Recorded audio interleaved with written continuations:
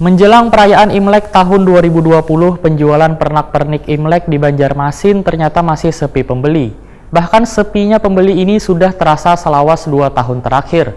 Persediaan peralatan Imlek yang biasanya didatangkan matan luar daerah dengan jumlah yang sangat besar, namun tahun ini justru menurun drastis.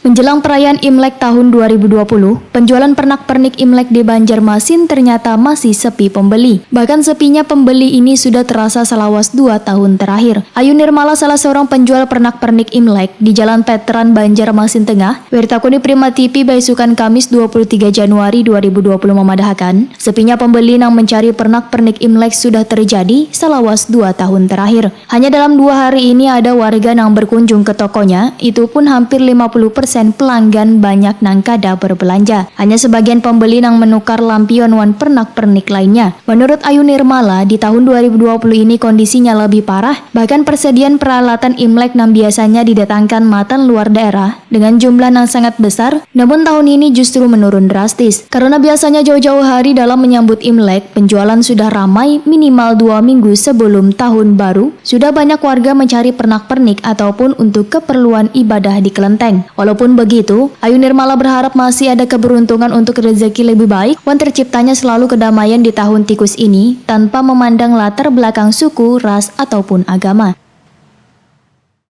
Menjelang Imlek ini penjualan seperti apa sudah? Biasa-biasa saja seperti tahun yang lalu.